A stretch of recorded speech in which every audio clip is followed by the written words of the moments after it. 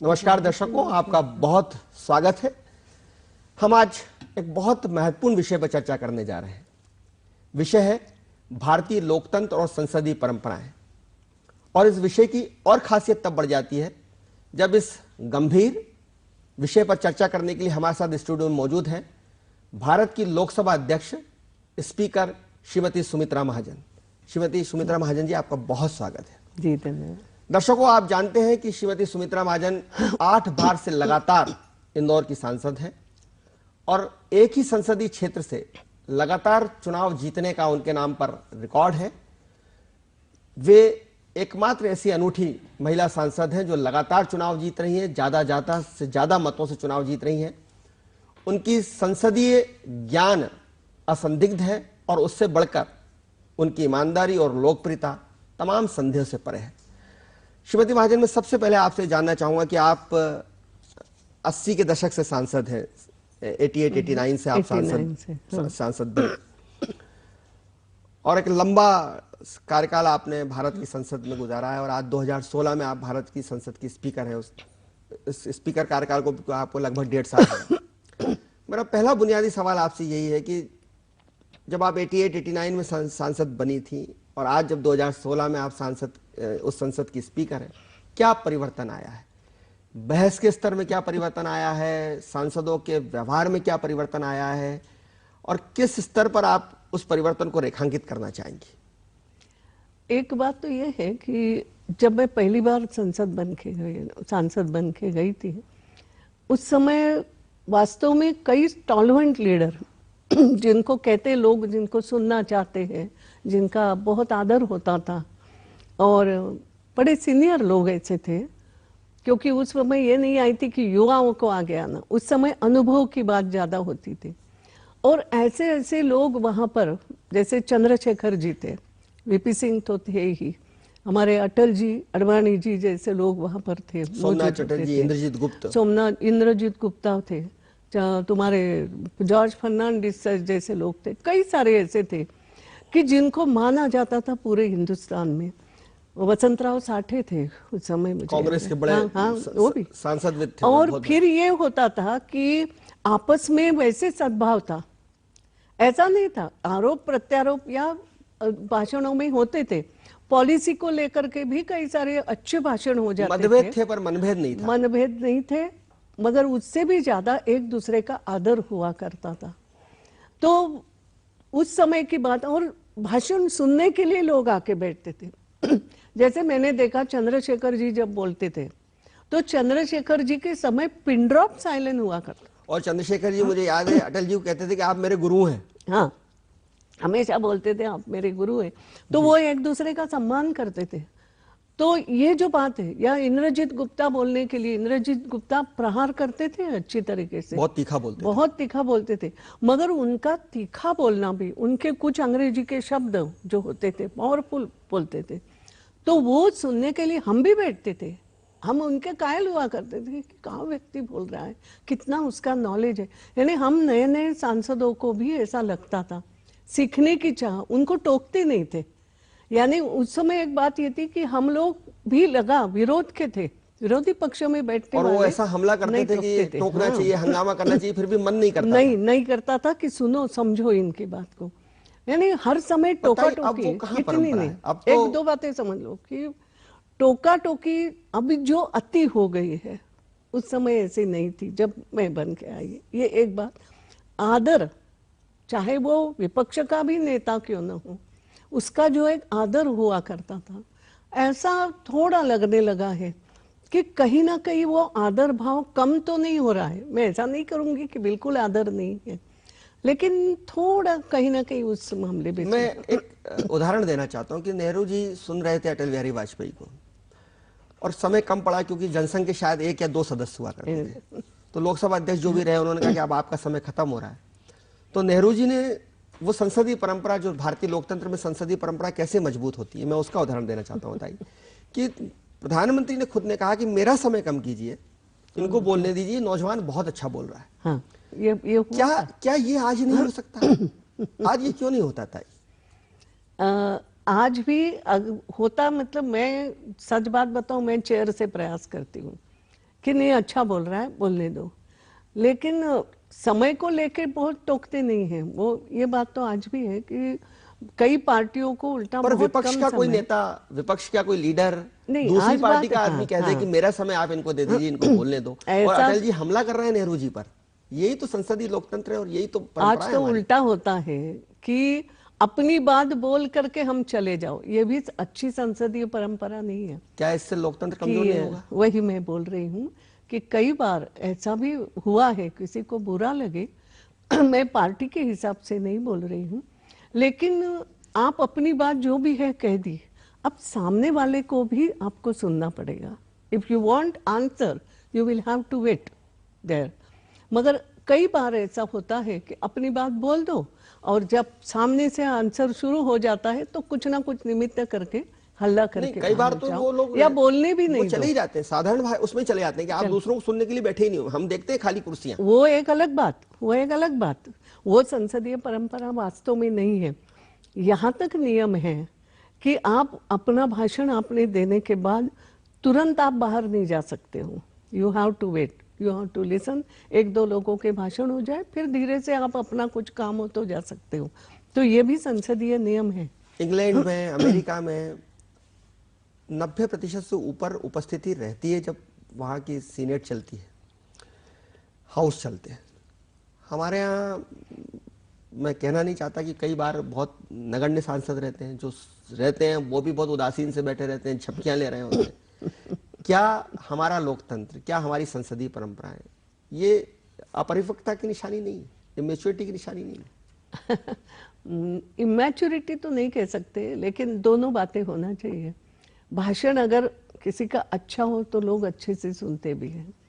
तो हम सभी सांसदों का ये प्रयास होना चाहिए, मैं जो भी बोलूं एक उसमें कुछ ना कुछ सब्सटेंस होना चाहिए, मुद्दे मेरे अच्छे होना चाहिए और मेरी शैली भी अच्छी रहे।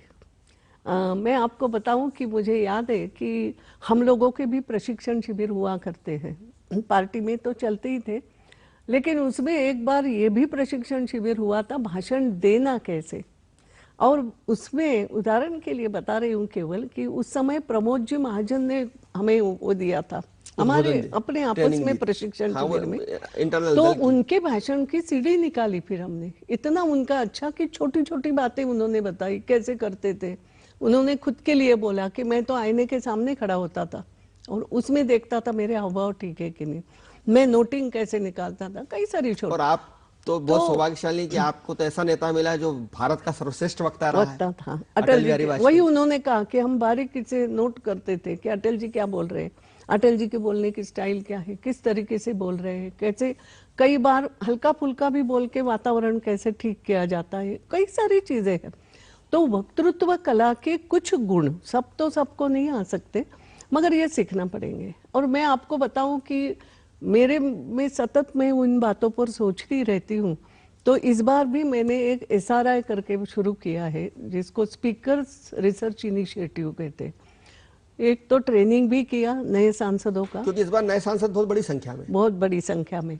तो हमारे यहाँ ट्रेनिंग का PPST तो है, bureau of parliamentary studies and training, मगर उसमें भी हमने कई अलग तरीके ढूंढ करके 3 दिन का अच्छा ट्रेनिंग और 2 शिफ्ट में किया, वो भी सभी सांसदों का, जो नए हैं उनका सबका किया, उनको पूरा पार्लियामेंट दिखाया। मैंने एक नए तरीका शुरू किया कि ग्रुप में उनको पार्लियामेंट का परिचय पहले करा दो कि कहाँ लाइब्रेरी कैसी है, लाइब्रेरी को कैसा उपयोग कर सकते हो, पार्लियामेंट का टेबल ऑफिस कैसा है, आपको अगर शून्यकाल डालना हो तो कहाँ जाना है, क्या कर, यानी पार्लियामेंट की भी एक एक चीज सांसदों को दिखाई और भी कई सारी ऐसी ट्रेनिंग की।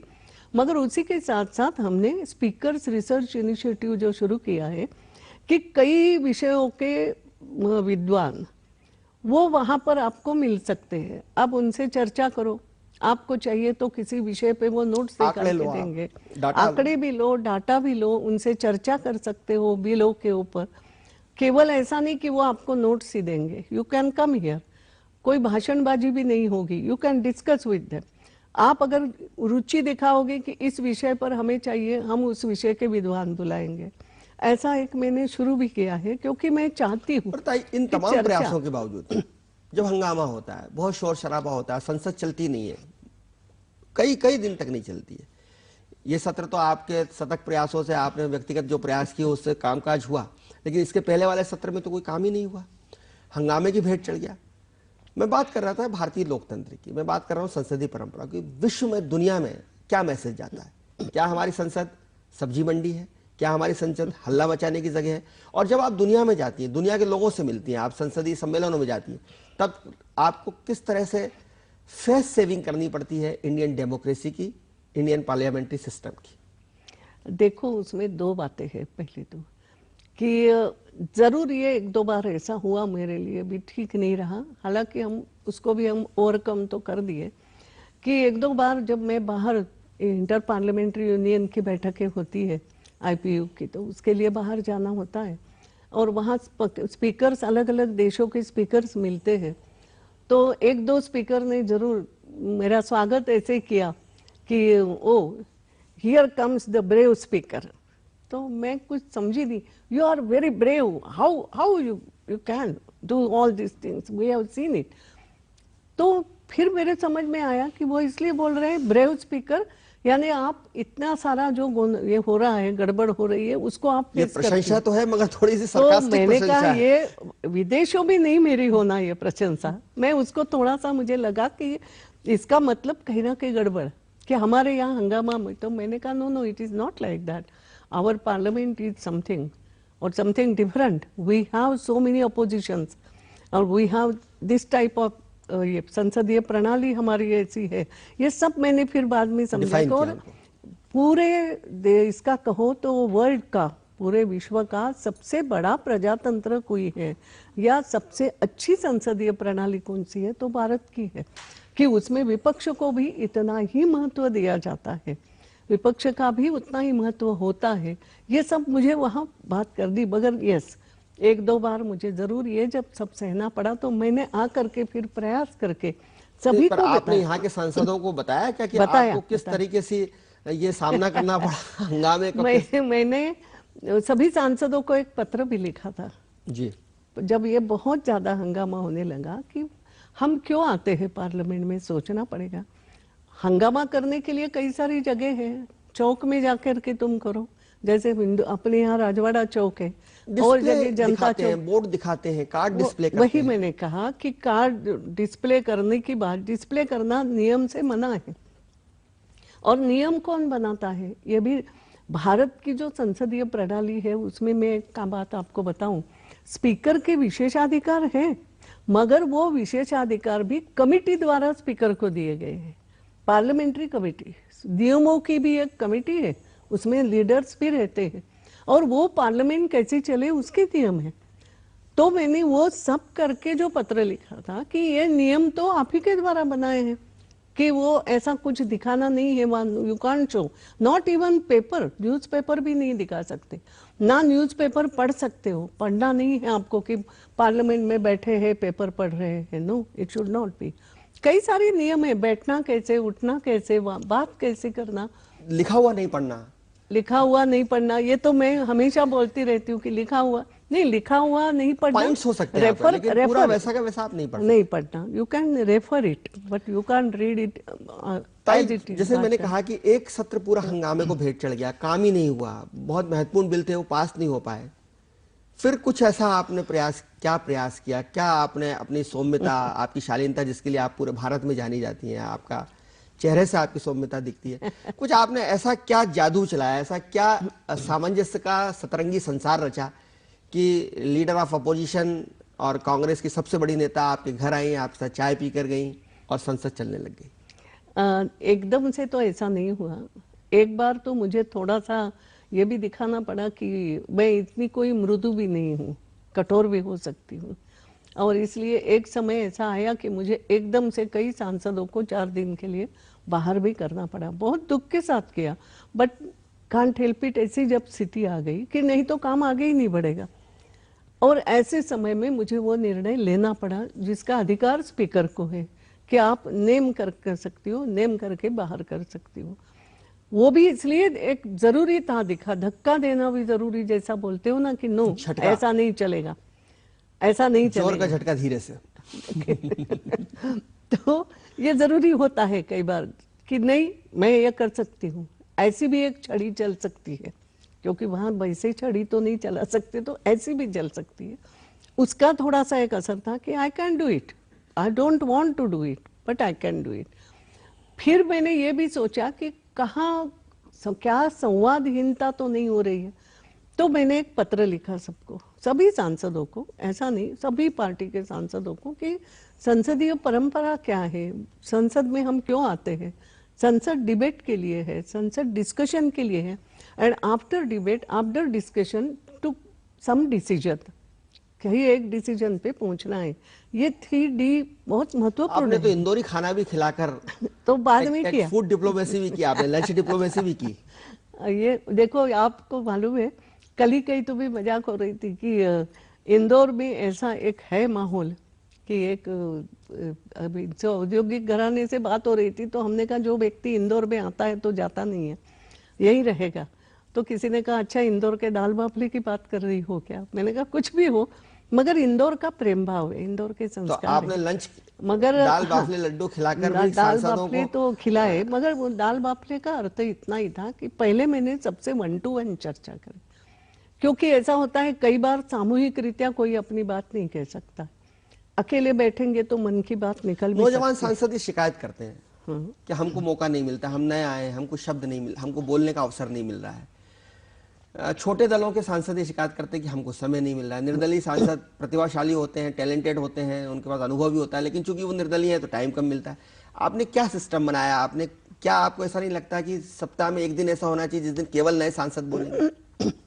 नहीं, ऐसा जरूरी नहीं है। देखो बात ऐसी होती है, कुछ ऐसे विषय भी रहते हैं जहां उसमें अनुभवी लोगों का बोलना भी जरूरी होता है, जो अच्छा बोल सकता है। कुछ प्रश्न ऐसे होते हैं, जैसे मौका आप नए सांसदों को कब दे सकते हैं? सप्लीमेंट्री प्रश्न पूछना है तो आप दे दो, उसमें दे सकते हो। लेकिन कुछ प्रश्न ऐसे रहते ध्यानाकर्षण में हैं, दे सकती हैं आप?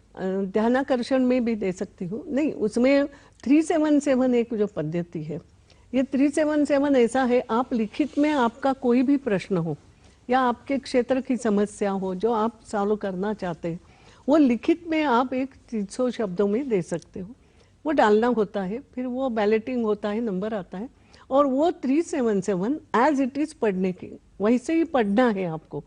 तो वो ले भी होता है, वो मिनिस्टर के पास भी जाता है और मिनिस्टर उसका रिप्लाई देता है, लिखित में आपके पास रिप्लाई।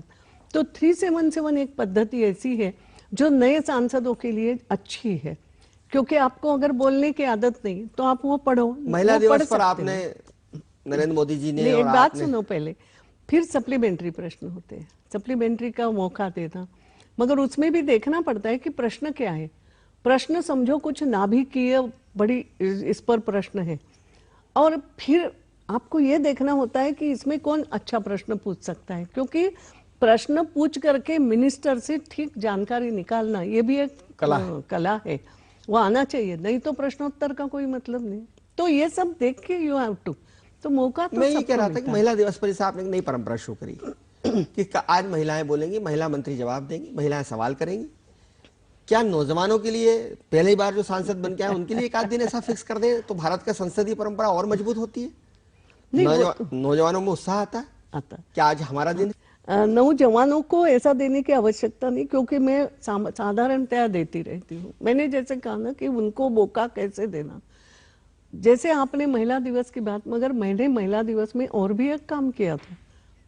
वो काम ऐसा था कि सभी महिला विधायक और महिला सांसद, महिला दिवस यूं मना के नहीं चलेगा, उनको एकत्रीकरण किया था।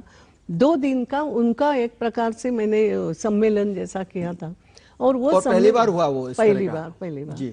और वो सम्मेलन का विषय ऐसा रखा था, बार बार तुम महिला सशक्तिकरण की, क्योंकि महिला सशक्तिकरण की बात भी मैंने ही शुरू की थी जब मैं मिनिस्टर थी, महिला बाल विकास मंत्री थी। मगर मैंने कहा बहुत साल हो गए, तुम विधायक बन गई, तुम सांसद बन गई, वो तो सशक्त हो ही गई है। नाउ तुम भारत को कैसे सशक्त बनाओगे, इस पर सोचना शुरू करो।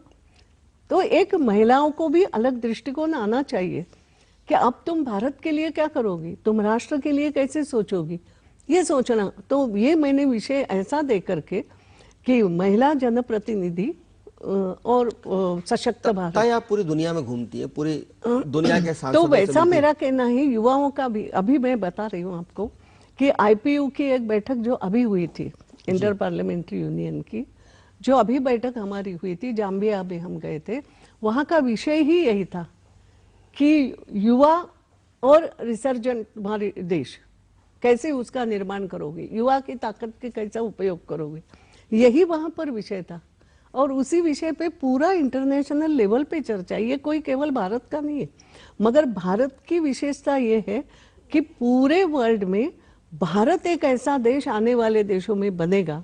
और उसमें भी मैं आपको कहूँ कि पूरे वर्ल्ड में जो हमारे एशियन कंट्रीज है, डेवलपिंग कंट्रीज को, उसको डेवलपिंग कंट्रीज में युवाओं की संख्या ज्यादा हो रही है और उस डेवलपिंग में भी भारत में सबसे ज्यादा, भारत में युवा मतदाता सबसे ज्यादा होना है। आने वाली इसकी बात करें, युग की बात कर रही हूँ, तो वहाँ इसलिए वो विषय था कि युवाओं को कैसे ये करोगे, उनका कैसे सहभाग ज्यादा बढ़े। मैं आपसे सवाल ये करना चाह रहा था कि आप दुनिया भर में घूमती हैं, दुनिया भर के सांसदों से मिलती हैं, वहाँ की परंपराओं को देखती हैं, समझती हैं। मुझे ऐसा लगता है, और मेरे जैसे सोचने वाले बहुत लोग हैं देश में, जिनको ये लगता है कि हमारे संसद का जो कामकाज, जो सत्र है या जो बैठकों की संख्या है, वो काफ़ी कम है। मुझे ऐसा लगता है कि ये संसद सत्रों की संख्या और बढ़नी चाहिए, वर्किंग आवर्स और बढ़ने चाहिए, संसदों को हर विषय पर बातचीत करने का पूरा खुलकर अवसर मिलना चाहिए। एक सांसद के नाते एक लंबा कार्यकाल है, स्पीकर के नाते आप उस भूमिका में हैं जहां से आप ये चेंजेस ला सकती हैं। क्या आपको नहीं लगता कि हमारी संसदीय बैठकों की संख्या बढ़ना चाहिए, सत्रों की संख्या बढ़ना चाहिए, कामकाज के घंटे बढ़ना चाहिए? नहीं, अभी अगर आप देखो तो संसद ठीक चल रही है, मतलब जितने दिन होना चाहिए, साधारणता है कि 100 दिन का साधारण अंदाज रखा है, तो उसके आसपास हो जाते हैं, थोड़े बहुत कम होते हैं, 90 दिन तक कभी जाता है, कभी। केवल 100 दिन क्यों? ये अगर ये नहीं 100 देखो, ऐसा है, सांसद को बाकी भी तो काम है, उसको अपने क्षेत्र में भी तो घूमना होता है, और अपने संसदीय क्षेत्र बहुत बड़े बड़े रहते हैं। इंदौर ठीक है 50 किलोमीटर में घूमे, मगर कई यूपी बिहार संसदीय के बहुत क्षेत्र बड़े, 200-250 यूपी बिहार किलोमीटर के के बहुत हैं। बड़े हैं।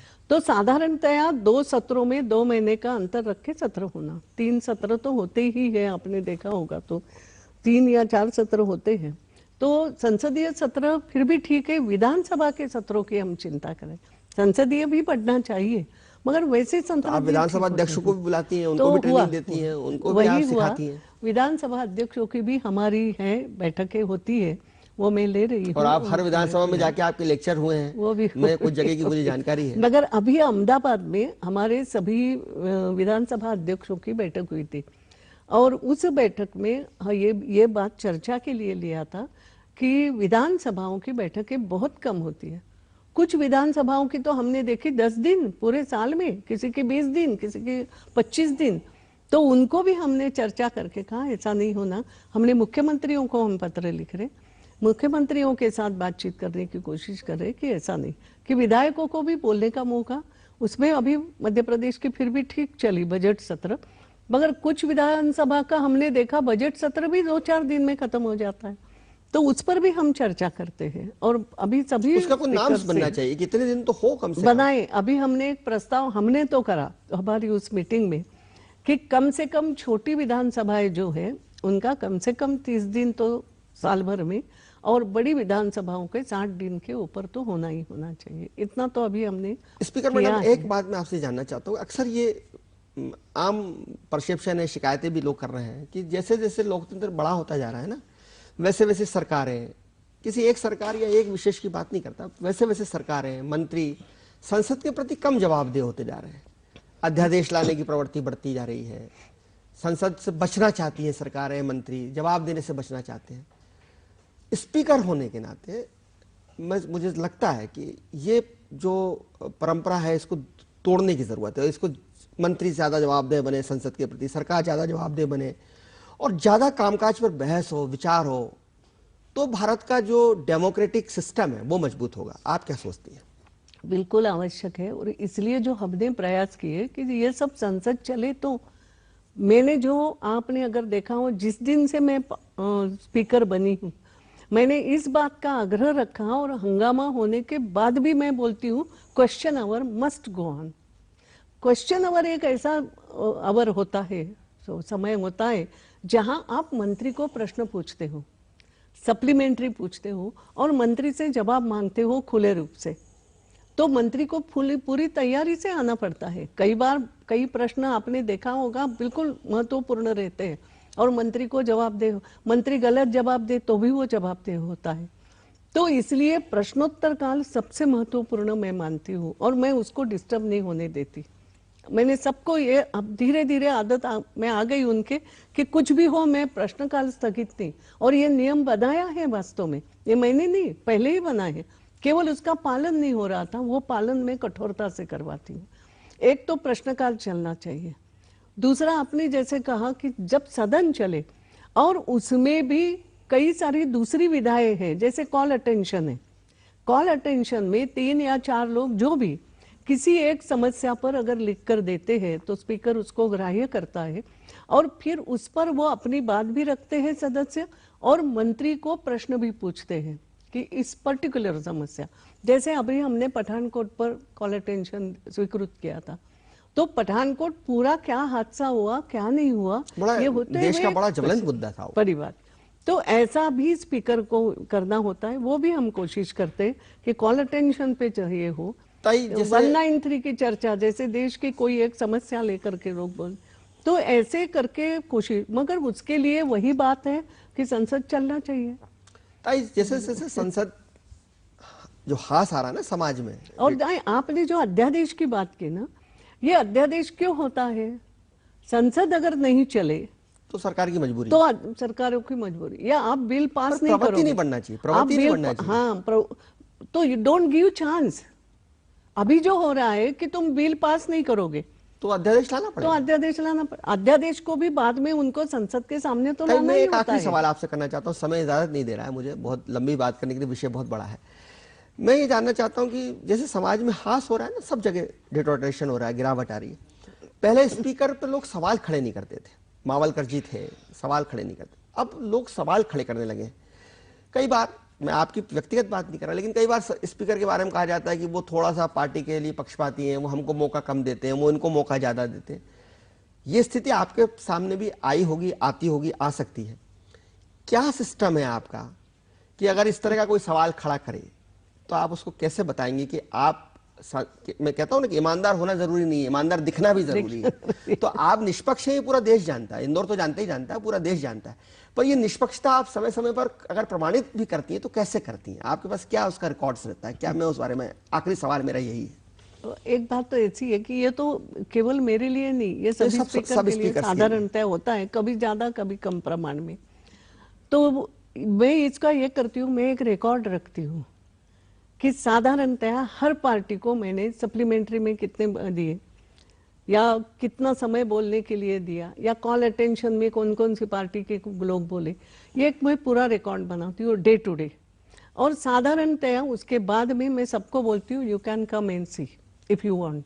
पारदर्शिता उनको देती कि ये पारदर्शिता है। आपको कितना पार्टी मैं प्रेस को भी उसको देती हूँ, हमारी भी वहाँ की जो प्रेस है उनको भी देती हूँ कि ये है मेरे पास कि मैंने इनको इतना समय दिया और तुम्हारी उपस्थिति भी होना, तुम तो वॉकआउट करके चले गए तो आई कांट हेल्प इट, पर फिर भी मैंने दिया। उस सप्लीमेंट्री में सभी पक्षों को साधारण समय मिला है कि नहीं मिला है, जो मैं दे सकती हूँ उसमें।